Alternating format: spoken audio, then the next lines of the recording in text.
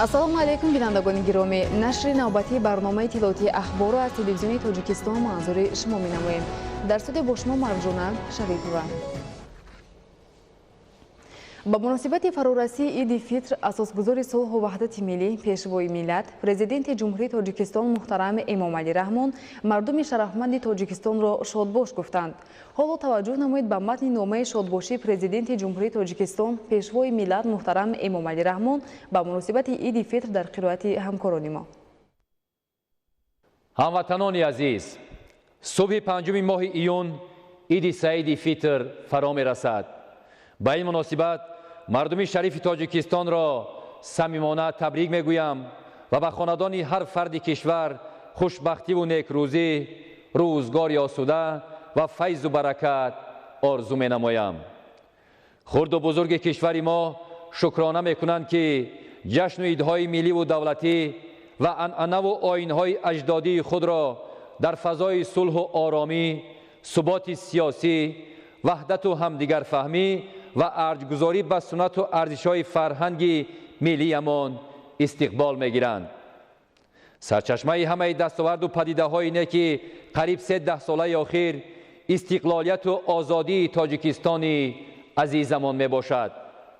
аз ин хотир расидан ба қадри истиқлолияту озодӣ ва ҳифзи дастовардҳои он, саъю талош барои пешрафту ободии ватан, таъмини рушди иқтисодӣ ва баландбардоштани сатҳи некуаҳволии мардуми Тоҷикистон қарзи имонӣ ва вазифаи инсонии ҳар як шаҳрванди мамлакат мебошад.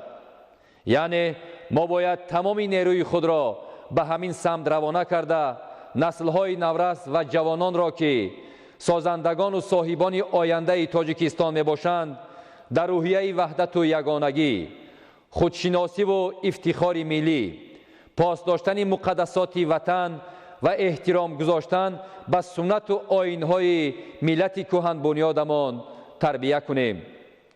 باعث خوشحالی است که سالهای اخیر بسیار شهروندان صاحب همت ما طبق سنت‌های انسان پرورانه خلقمان به عائله‌های کم‌بضاعت، یتیمان و معیوبان و خانه‌های کودکان و پیرانسالان کمک می‌رسانند و در جبهه آبادانی و سازندگی شهر و دهات کشورمان نیز سهمی ارزنده می‌گذارند. من به همه آنهایی که در این ماه مبارک عملهای خیر و ثواب را انجام دادند اظهار سپاس می‌نمایم و باور دارم که من بعد صفی چنین شخصان سخاوت پیشه و ثوابجوی باز هم بیشتر می‌شود. هر عمل خیر و نوازش و دستگیری یتیمان و معیوبان و محتاجان و نیازمندان در فرهنگ مسلمانی از جمله عملهای پسندیده ترین به حساب می رود. ماهیت انسان دوستی و تحملگرایی دین مبین اسلام نیز محض در انجام دادن عملهای نیک و کارهای خیر و ثواب انعکاس می یابد و چنین اعمال پسندیده به تحکیم وحدت ملی، ثبات جامعه و تقویت رابطه ها میان ساکنان مملکت مساعدت می‌نماید.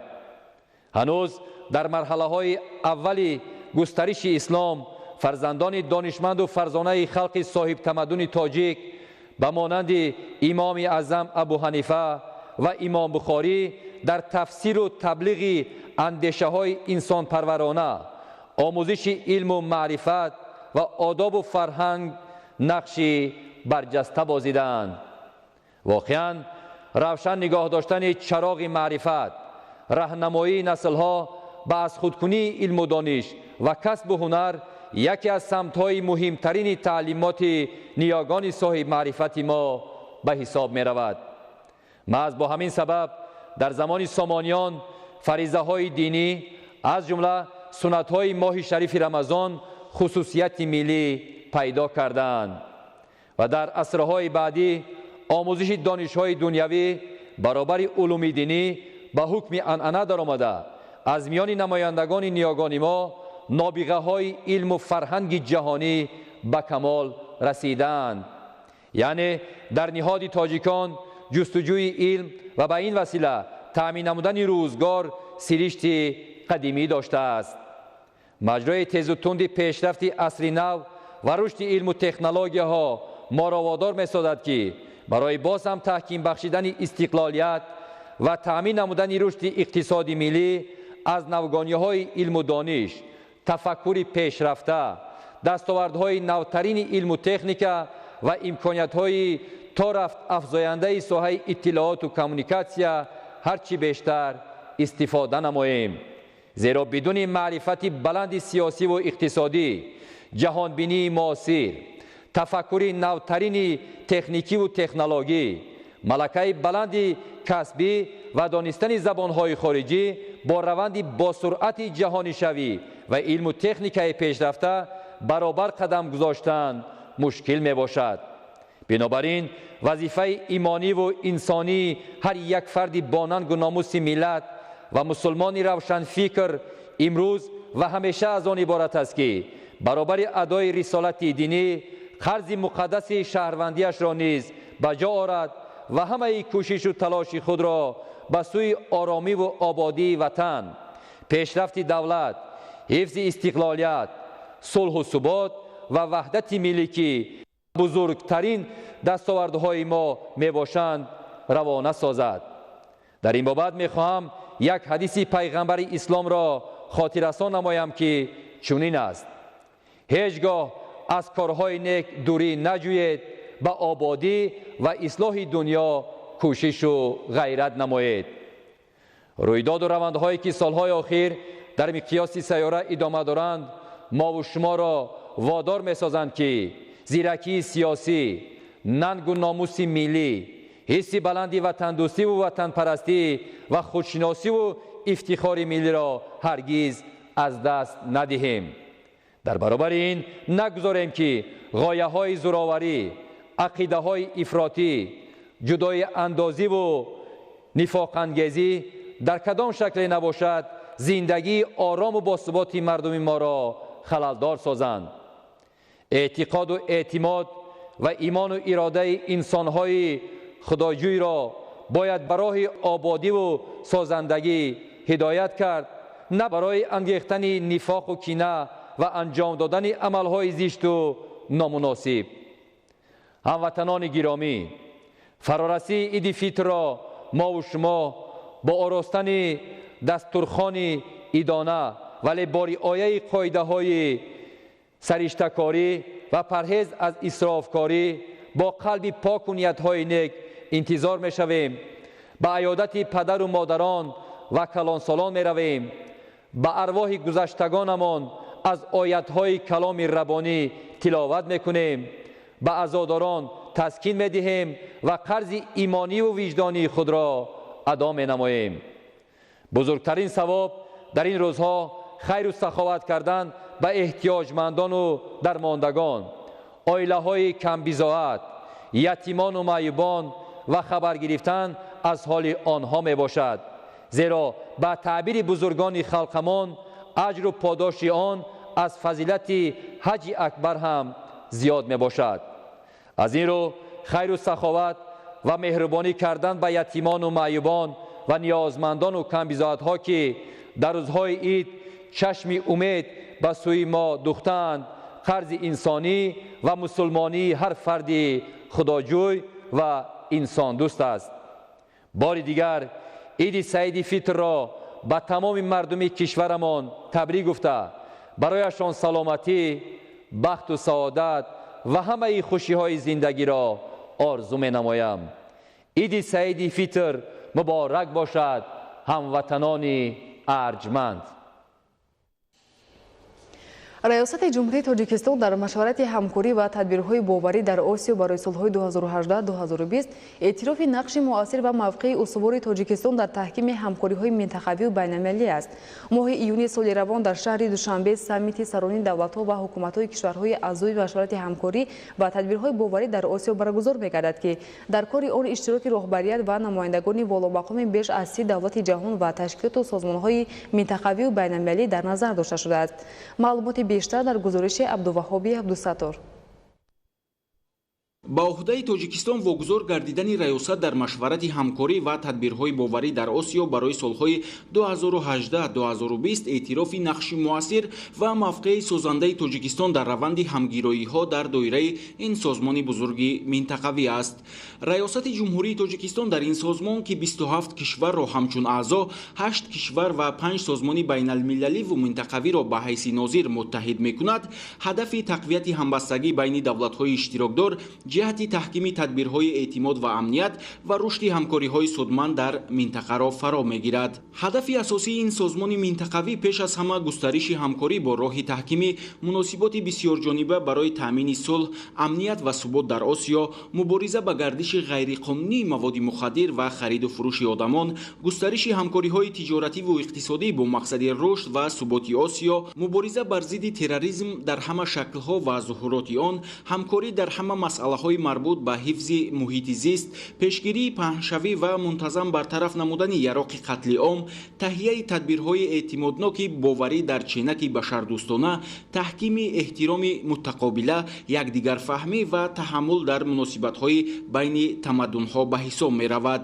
ёдовар мешавем ки машварати ҳамкорӣ ва тадбирҳои боварӣ дар Осиё соли 1992 таъсис дода шудааст ва тибқи муқаррарот ҷаласаҳои сатҳи баланд дар доираи ин созмон дар давраи муайян ва дар қаламрави яке аз давлатҳои аъзо баргузор мегарданд. Дар доираи баргузории саммити сарони давлатҳои аъзои машварати ҳамкорӣ ва тадбирҳои боварӣ дар Осиё рӯзҳои 14-15 феврали соли равон дар шаҳри Душанбе ҷаласаи гурӯҳи махсуси корӣ ва кумитаи коршиносони кишварҳои ин созмони бузурги минтақавӣ баргузор гардида буд. Коршиносони кишварҳои аъзои машварати ҳамкорӣ ва тадбирҳои боварӣ дар Осиё 5 самти ҳамкориҳо дар доираи ин созмони минтақавӣ ба монанди низоми сиёсӣ, муқовимат ба чолишҳо ва таҳдидҳои замони муосир, иқтисодӣ, башардӯстона ва муҳити зистро мавриди муҳокима қарор дода дар робита ба баргузории саммити сарони давлатҳои аъзои машварати ҳамкорӣ ва тадбирҳои боварӣ дар Осиё ба омодагии Душанбе баҳои баланд доданд. қисмати бештари роҳи кӯчаву хиёбонҳои асосии шаҳри Хучанд бо дастгирии мақомоти иҷроияи ҳокимияти давлатии вилояти Суғд ва шаҳри Хучанд мунфарши асосӣ карда шуданд. Ин тадбирҳо дар байни аҳолӣ, соҳибкорону ашхоси сағоватпеша низ ҳамовозӣ пайдо намуда, онҳо бо ташаббуси худ дар таъмини роҳҳои маҳаллаю манзилҳои бандошонаи истихобатӣ саҳм мегузоранд. гузориши ҳамкорони мо. дар шаҳри Хучанд 164 аз 19 километр роҳҳои аҳамияти маҳаллӣ дошта мавҷуданд, ки ҳар сол вобаста ба имконият бо мунфарши беш аз 35 километр роҳҳо давра ба давра дар солҳои оянда роҳҳои дохили маҳаллаю кӯчаҳо мунфаршу обод мегарданд.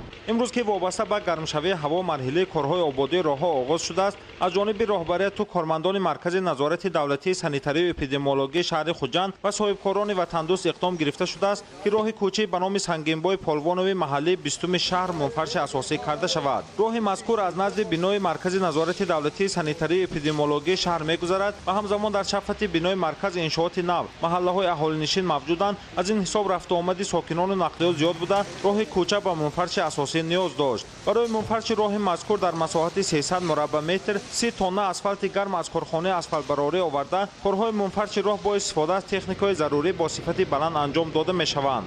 ҷомеаи маркази назорати давлатии санитарии эпидемиологии шаҳри Хучанд имрӯз тасмим гирифтааст ки дар рӯзҳои иди саиди фитр роҳи назди коргоҳ марказро мунфарш кунад, ки ин кори хайр метавонад ки дар оянда рафтаҳои кормандон ва сокинони ин маҳалларо осон гардонад. ба ғайр аз кормандон дар инҷо соҳибкорони ватандӯст бо мо ҳамкорӣ карда дастгирии худшонро дариғ надоштанд барои ободони роҳ. барои иҷрои кори муҳими ободии роҳ 22 000 сомона аз ҳисоби соҳибкорони ватандӯст ва кормандони марказ сарф шудааст. мунфарш гардидани роҳи кӯча имкон медиҳад ки сокинон ва нақлиёт дар ҳамаи фасли сол озодона ҳаракат намоянд. дар ҳар шаҳру ноҳия, маҳаллаву кӯча ҳамин гуна иқдомҳои неку ватандӯстӣ, ободии роҳҳо аз ҷониби соҳибкорон ашхоси саховатпеша сурат гирад, боиси саривақт обод шудани роҳҳо, зебои обод шудани маҳал мегардад. ҳамзамон дар маркази назорати давлатии санитарии эпидемиологии шаҳри Хучанд ба истиқболи ҷашни 30-солагии истиқлолияти давлатии ҷумҳурии Тоҷикистон омодагиҳо ҷараён дошта, то ин давра бинои кории кормандон таъмир, даромадгоҳу саҳни коргоҳ ободу зебо ва гулзор карда шуданд ва корҳои ободонӣ идома доранд. خبرها از خارج مملکت. ساختارهای قدرتی جمهوری اسلامی افغانستان در ولایت بادغیس ضمن عملیات قطعی زیاده از 50 سلاح به دست را بی‌ضرر نمودند.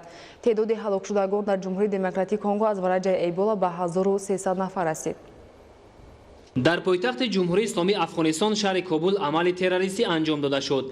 در نتیجه 5 نفر به هلاکت رسیده، 10 کس دیگر جراحت برداشتند. طور شبکه تلویزیونی تولونیوس گزارش می‌دهد تروریستان در نقلیاتی که نمایندگان کمیسیون عاید به اصلاحات ماموری را انتقال می‌داد، تجهیزات ترکنده را نصب کرده، سپس آن را توسط دستگاه فاصلوی به کار درآوردند. از ضربه ترکیش چند نقلیات و بناهای استقامتی اطراف حادثه ضرر جدی دیدند. وابسته به عمل تروریستی در شهر کابل تدبیرهای امنیتی پرزور کرده شده است.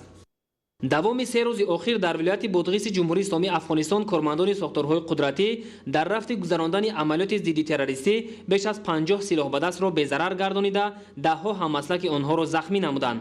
خدمتچیان حربی ضمن عملیات جبهه و تکنیکای حربی گروه‌های سلاح به دست را نابود کردند. سلاح به دستان با مقاومت مسلحانه نظامیان تاب نآورده فرار نمودند. همچنین نیروهای حکومتی چند منطقه اهالنشین را از زیر نظارت سلاح به دستان در ولایت مذکور آزاد کردند. با وجود آنکه خدمتچیان حربی افغانستان در ولایت بادغیس پیوسته عملیات ضد تروریستی می‌گذرانند، در منطقه‌های علاهیده ولایت گروه‌های سلاح به دست زیاد می‌باشند.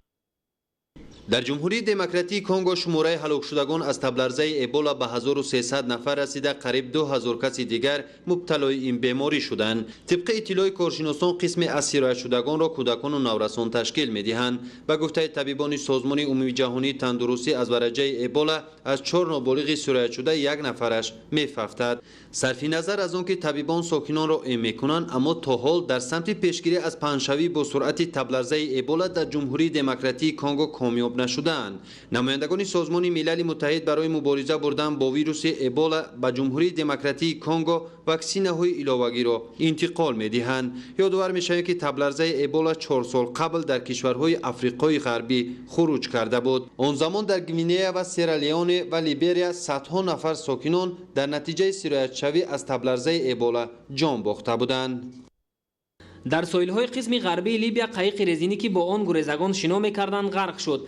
در نتیجه 2 نفر جان باخته، 25 کس دیگر بینشان شدند. در میان بینشان گشتگان زنان و کودکان نیز هستند. حادثه نه چندان دور از ساحل‌های شهر کرابولی به قید گرفته شده است. شهر مذکور در قسم شرقی شهر تریپلی جایگیر است. گریزگان شهروندان سودان، کنیا، کد دیوار و نیگریا بودند. از معیار زیاد قرار داشتن گریزگان در قایق رزینی سبب غرق شدن آن گردیده است. در محل حادثه کارمندان خدمات داخلدار برای پیدا کردن بینشان گشتگان فعالیت دارند. موضوع دیگر، عید سعید فطر یکی از سنت‌های مردمی مسلمان بوده. بهترین ارزش‌های انسانی به مانند پاک‌نیتی و تحمل، عمل‌های نیک، دستگیری همدیگر، رحم و شفقت، بخشش گناه و اقدام‌های خیر و سازنده را در خود تجسم می‌نماید. با مقصد اجرای فضیلت‌های نیک ماه شریف رمضان، حفظ ارزش‌های ملی و پیشگیری اسرافکاری باید در روزهای عید همیشه دسترخوان معنوی و کم‌خرج آراسته شود. ادامه موضوع در گزارش نوبتی. عید سعید فطر از جمله سنت‌های مهمترین معنوی مردم مسلمان به حساب می‌رود، ولی باعث تأسف است که امروزها جهت دسترخوان آراستن میان اهالی گویا مسابقه تشکیل شده باشد که سرچشمه آن خودنمایی و ظاهرپرستی بعضی نفران است. مشاهده‌ها نشان می‌دهند که اکثر مردم نوابسته از وضع بودجه عائله با کدام راهی که نباشد خرید میان شکن با مبلغ‌های هنگفت می‌نمایند تا در مسابقه دسترخوان آرایی قفا نمانده باشند. آدمان کوشش می‌کنند که یک دسترخوانی به نهایت پردمدمه، دسترخوانی که شاید یک ماه رمضان خودش درست نخورد ولیکن برای همین روز عید ذخیره کرد، دسترخوانی که از زیادی انواع طعام‌ها و میوه‌جات و چیزهایی که خوردنی است پر است و بعد از 1 یا 2 روز دیگر اسراف می شود، همه آن ویران می شود و ما مجبور هستیم که او را پرتویم، در حالی که کارها و راه‌های خیری زیادی هست. پس دسترخوان معنوی یا دسترخوان کم خرج به اصطلاح دیگر که موافق حال ما، مطابق همون طلبات روزگار باشد، لیکن اونهایی که خودنمایی میکنند میخواهند نشان دهند که در بین همسایه ها، خویش و تباران در همون محله آدمی دارا هست، دسترخوان وی از دسترخوان دیگران باید فرق کند، یک مایه افتخار، کبر، غرور. پس دیگران در پیروی به همین، یعنی من از همسایه‌ام، من از خویشاوندم қафонамон мо аз чӣ кам ҳастем ба як мусобиқае табдил ёфтааст. набояд фаромӯш кард ки иди саиди фитр низ бояд дар доираи қонуни ҷумҳурии тоҷикистон дар бораи танзими анъана ва ҷашну маросим дар ҷумҳурии тоҷикистон гузаронида шуда бояд ба одати ҳар як сокини мамлакат табдил ёбад, чунки дастархони серхарҷ оростан ва исрофкорӣ кардан ба буҷаи ҳар оила зарар мерасонад. худи ман омӯзгор ҳастам, кӯшиш мекунам ки дастархони идона ороям, албатта дар доираи қонун. аксарияти мардуми мо хеле тасмим ба ҳамсоя карда қарз мекунанд барои дастархони идона оростан. ман фикр мекунам ин корро шарт нест. ҳамчунин дар арафаи иди саиди фитр дар нуқтаҳои савдо ва бозор аз ҷониби баъзе соҳибкорон нархи маҳсулоти хӯрока худсарона баланд бардошта мешавад ки ин барои аҳолӣ мушкилӣ эҷод менамояд ва бар замми он хилофи талаботи шариат аст. мутаассифона соҳибкороне ҳастанд ки барои манфиати худ дар ин айём бар зарари мусулмонон кор мекунанд. аз нуқтаи назари ислом захира кардани моли ниёзи мардум ба хотири он ки рӯзе қимат шавад онро фурӯшам эҳтикор аст ва эҳтикорро пайғамбар лаънат карданд. яъне ҳар касе ки бар зарари мардум кор мекунад то ин ки дар рӯзҳои ид дар чунин айём нархро боло барад ва ба манфиати худ бошад, тибқи аҳодиси набавӣ лаънати пайғамбар ва лаънати худованд нисбати онҳо аст ва аз моҳи рамазоне ки рӯза доштаанд зарраи савоб ҳосил намекунанд. хуб мешуд ки ҳам соҳибкорон ва ҳам аҳолӣ асолати моҳи мубораки рамазонро дарк намоянд. мардум ҳангоми баргузории иди фитр бояд ба одоби оростани дастархони хоксоронаи маънавӣ одат кунанд ва фарҳанги дуруст истифода бурдани дороиҳои худро дар зиндагиву рӯзгордории хеш ҳамеша риоя намоянд.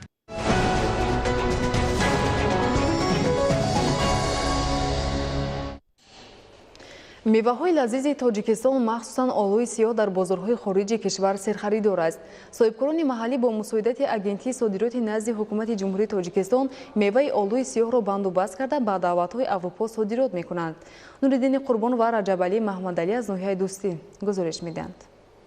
ҷумҳурии тоҷикистон аз кишвари воридоткунанда ба содироткунанда табдил ёфт. ин аввалин тонаҳои меваи олӯи сиёҳи тоҷикистон аст ки ба кишвари Латвия содирот карда мешавад. меҳнати боғдорони ноҳияи дӯстии вилояти Хатлон имрӯз самар ба бор овард. ҳосили имсолаи олӯи сиёҳ қонеъкунанда буда дарахтон ғарқи мева мебошанд. имрӯзҳо боғдорон ба ҷамъоварии мева шурӯъ карданд. боғдорон таъкид медоранд ки дар баробари таъмин кардани бозорҳои дохилӣ бо меваҳои аз ҷиҳати экологии тоза олӯи сиёҳ ба хориҷи кишвар содирот мекунанд. меваҳои шаҳрбори ҷумҳурии Тоҷикистон ба бозорҳои ҷаҳонӣ бароварда мешавад.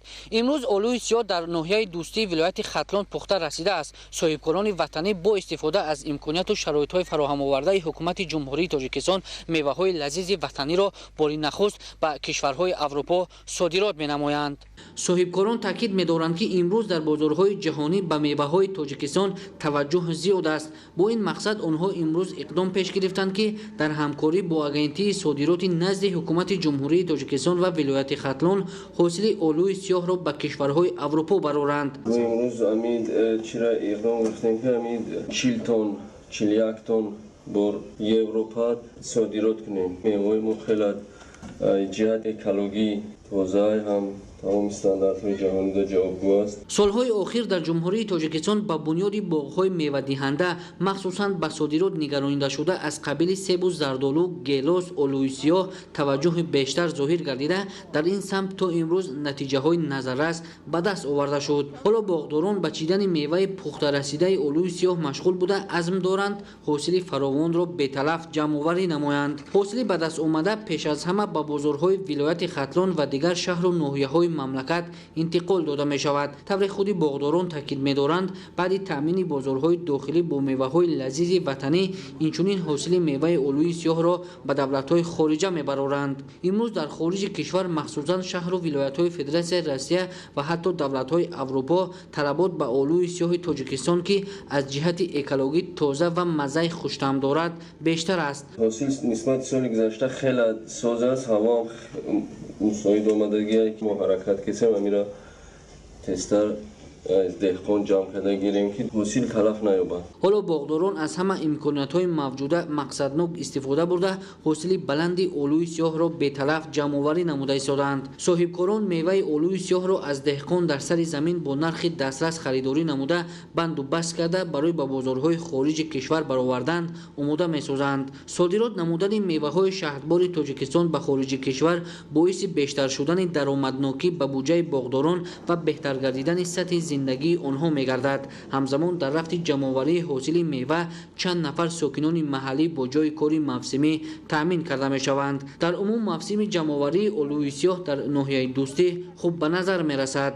نورالدین قربان، رجب علی محمدعلی، فیروزی موسی برای برنامه اخبار.